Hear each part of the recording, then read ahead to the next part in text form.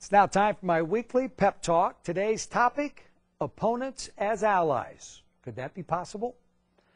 A friend recently needed a ride to a counseling appointment, and I was honored to assist. While this wonderful human being chatted with a psychologist about life's challenges, I sat in the waiting room reading.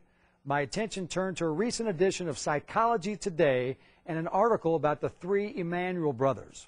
Ram, Chief of Staff to President Obama, the eldest Zeke, head of bioethics at the National Institute of Health, Ari, a Hollywood super agent and inspiration behind HBO's hit show Entourage. What jumped out at me was the atmosphere prevalent at the family dinner table as the three siblings grew up in Chicago. The conversation was always robust. Ram called it gladiatorial. Zeke, on the other hand, remembers the exchange of ideas within the Jewish family as more of a Talmudic debate where an opponent's views are considered an ally in the search for truth.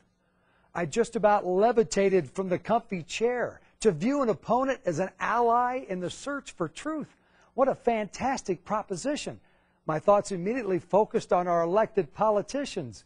Imagine what they could accomplish if they began to view their brethren across the aisle's view as an ally in the search for truth.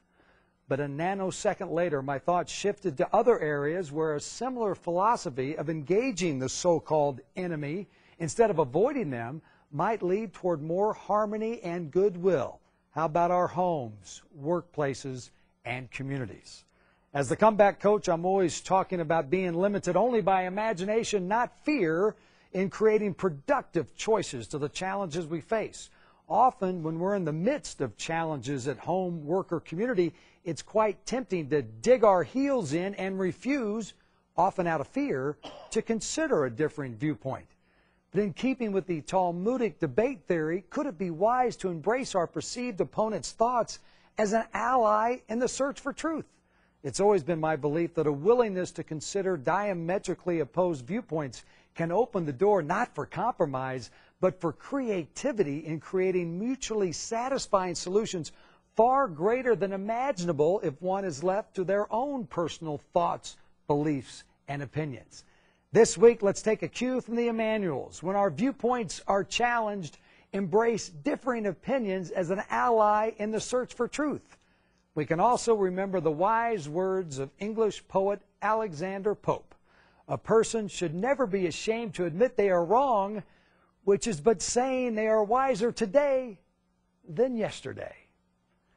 Got a couple of good reasons I'd love for you to visit my website. First, that's where you can sign up for the weekly Pep Talk. And secondly, if you go to the website and you order my latest book, Lemons into Margaritas, guess what? I'm going to send you a free copy of my first book, Kids Teach the Darndest Things.